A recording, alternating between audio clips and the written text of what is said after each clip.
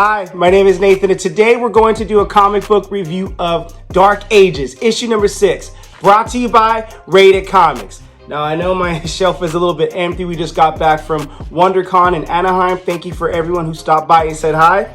But with that being said, let's get to it. We begin this issue with Miles Morales telling Dr. Doom and how he and Venom found each other after the world went dark. He said it started in the early days where they kept each other alive. It worked for a while where the Venom and the Carnage symbiote bond, and the two of them whisper in his head, and he lost himself in all of this. Dr. Doom was like, why would all the symbiotes work for Apocalypse? Miles Morales tells him because of what he promised him, because what Apocalypse plans to do is he's going to stop the EMP, and that's why he kidnapped all the inventors. There was going to be a moment where the power came back on, and he promised the symbiotes a ship to escape from the planet because Apocalypse was going to destroy the world. Now, how are they going to do that? Tony Stark devised a plan where he experimented with alchemy, where he used every metal that he could work with to block out the pulse. So what they plan to do is use a certain metal to contain the EMP blast long enough for Apocalypse to enter the consciousness of the Unmaker, where he would become a god. So Beast is like, Reed, have you run your calculations? And Reed's like, yes. The sphere Tony has devised that would crack under the stress of the portal. Magneto would not survive, and it's at its center. But he believes it will hold long enough. So what they're going to do is surround the portal with a blend of metals to deflect and absorb the electromagnetism with the strength to hold it all together, so Apocalypse can do his thing and enter into the consciousness of the Unmaker. But Tony Stark's like, the only problem is Reed can create something to break down the shield, but he also needs some pure adamantium. The shield is not pure. So unless you have somewhere lying around Apocalypse, this is a no-go. When Apocalypse is like, oh, I do have some pure adamantium. In a cave, we see Wolverine, and Wolverine knows that smell. And there's Apocalypse,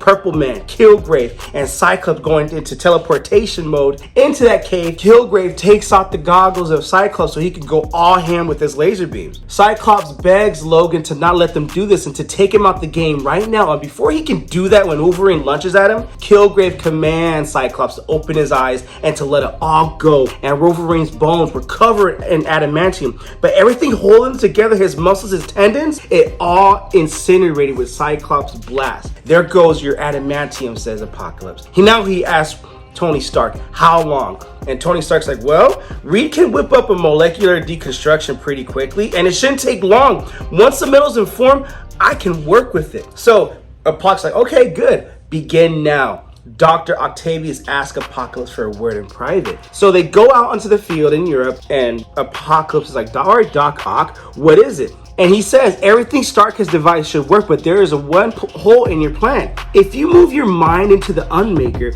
I can't guarantee your current powers will work. You may not be able to teleport out the center of the earth. And Apocalypse already thought of that, and he is okay with that. If I have to punch my way out the earth to destroy the earth to get out, what's the problem, Doc Ock? And Doc Ock's like, whoa, that's not the planet we're standing on. And you notice that Doc Ock does not have purple eyes. He's not under the influence of Killgrave, because at the beginning of all this, he was on the side of Apocalypse. So there was no need to control him, to put him under the spell of Killgrave. And now that Octavius is onto the flaws of Apocalypse and his plan, Apocalypse is like, look, I can't have someone so clever trying to think his way out of it. So, I gotta take you out the game. Splits him in half. So Spider-Man, Peter Parker, his daughter, Devil Dinosaur, they all ride into Apocalypse. They have an hour left until Apocalypse truly lives up to his name. They have a plan together.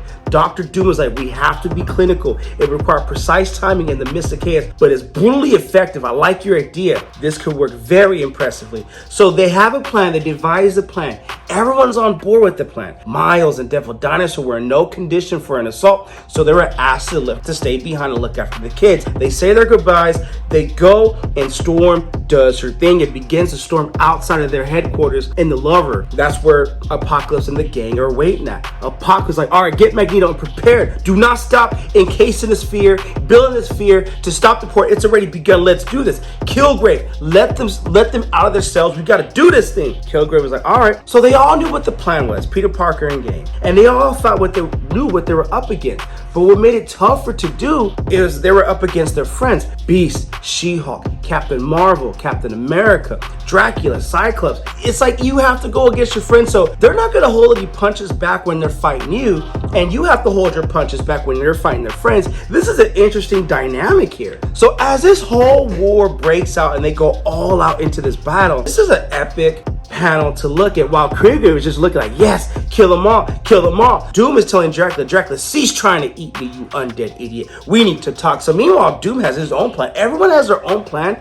But it's interesting how they have to hold their punches back with their friends, but their friends under the influence of Kilgrave or not. Something happened. Deadpool pulls the trigger and takes Kilgrave out the head by giving one to his head. And Jessica Jones like, wait, what are you doing? I didn't hear the plan. I was driving the bus, so I just took him out. Well, Luke and I were gonna knock him out unconscious. That was the plan, was to knock our friends out unconscious, not take him out the game. Sorry if I took away your dub. But now, with Deadpool going full Deadpool, Kilgrave's influence was removed. Everyone turned back to normal. And suddenly they had allies, and this might turn into the event where it turned into an advantage and they not might even know it. So Tony Stark and Reed Richards regain their consciousness and they're not under the influence of Kilgrave anymore. So Apocalypse like, no matter, it's done, it's done. I can finish the job for him. Apocalypse was about to destroy everyone as he traveled to the center of the earth. But before he can do his teleportation, that's when Sue Storm unleashed it. And what she did was, she created a force field around his frontal lobe to avoid his teleportation. Nightcrawler was able to teleport Apocalypse's protective armor away. Moonbir's idea was to permanently sever Apocalypse's mind from his abilities to give him just a little bit of time to do what Dracula needed to do, and that was to buy him. And Victor Von Doom thought of a way to end Apocalypse by manipulating a monster into making him destructible, by making him into a vampire. So when Dracula bites Apocalypse, he turns into a vampire. And what's better thing than to have Blade not only decapitate Apocalypse's head, but also decapitate Dracula's head, because you can't trust them both. Dude, this is gay. I mean, Blade just goes all up in there. So they got Magneto out of there. Everything's over with. And who says the post-apocalyptic world has to be a bad thing? After the fall of their civilization came something better. And that's where we end the issue, where the heroes are victorious. I personally dug the issue. My only negative about this is the issue one, and the way this built up slowly and surely and moved the story forward was great. For some reason, to me, issue number 6 just felt rushed to me. I mean, I thought this was great. I hope to see more stories like this with Tom Taylor and Dark Ages or the Marvel Cinematic Universe. I definitely dug it, and I'm looking forward to more. Link in description if you wish to add this comic book, if not the comic set, to your comic book collection, because I personally think you'll dig it. I believe this is going to go down as a classic in my personal opinion. Just for some dude on the internet, don't quote me on it. That is just my personal opinion. With that being said, Dark Ages issue number 6. What you guys think of the comic book? Comment below, let me know. And also, if you like the content we're throwing up, you know what to do. Don't be shy and don't be stingy. Here at Rated Comics, we do awesome comic book reviews, comic book related content with the occasional comic book giveaway. Thanks again for watching. Until next time.